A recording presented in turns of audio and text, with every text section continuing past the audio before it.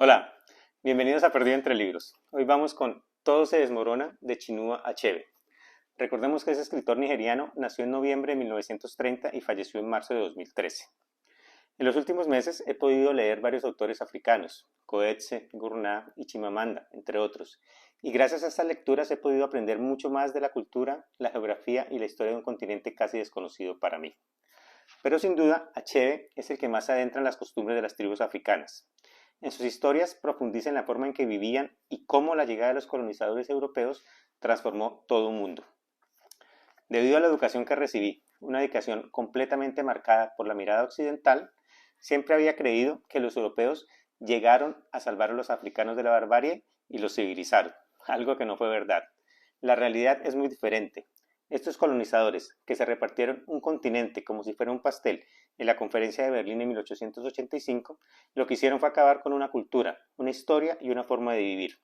Y por eso es importante leer a estos escritores, ya que como dice el autor en uno de sus ensayos, yo estaría completamente satisfecho si mis novelas, principalmente las que sitúen el pasado, hubieran servido al menos para enseñar a mis lectores que la historia de África, a pesar de todas sus imperfecciones, no fue la larga noche de salvajismo de la que los europeos, actuando en nombre de Dios, vinieron a liberarnos.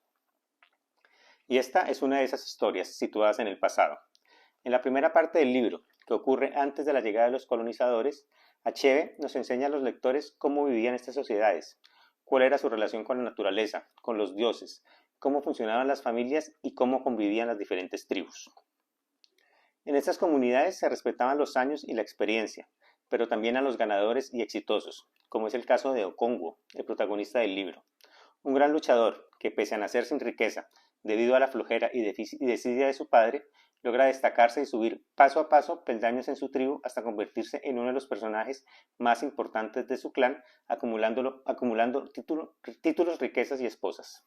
El autor también nos habla de la importancia de los diferentes dioses, de la magia y de la hechicería.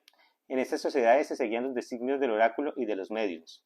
Gracias a estos designios se tomaban las decisiones a la hora de cultivar o de recoger los frutos, pero también les servían para aprender a convivir y hasta para elegir el momento y la forma de tomar una venganza. Es claro que estas sociedades eran completamente patriarcales.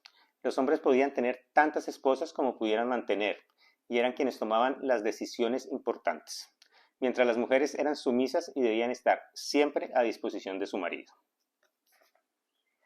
Puede que este machismo reinante en estos clanes, sumado a costumbres violentas y creencias que, desde nuestra mirada, son completamente salvajes, por ejemplo, la de abandonar a los bebés gemelos o a quienes tuvieron una enfermedad contagiosa para que murieran solos, ya que eran vistos como un castigo de Dios, nos haga creer que la llegada de los colonizadores trajo progreso e igualdad, pero no fue así. En realidad solo se cambió un tipo de salvajismo por otro, solo se eliminaron unos dioses y se impuso otro, solo se esclavizó a todo un continente, obligándolo a renegar de sus ancestros y de sus costumbres.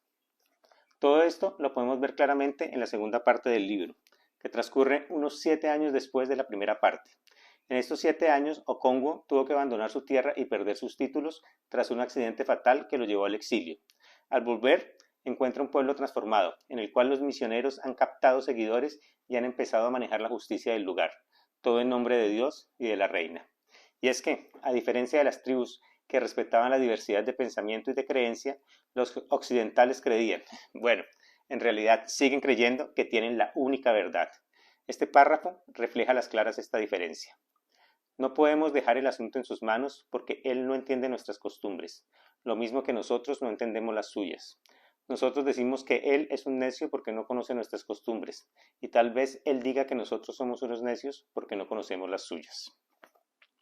Bueno, me disculpo porque esta vez no me enfoqué tanto en la trama del libro, en la historia que es realmente cautivadora, en los diferentes personajes que habitan en el libro y que aportan sensibilidad y emociones, ni en las descripciones de los lugares y las costumbres que son realmente maravillosas.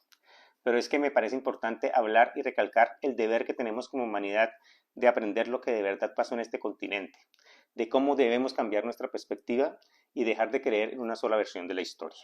Bueno, ahora vamos con Hombres y Mujeres de Haruki Murakami. Gracias y sigan leyendo.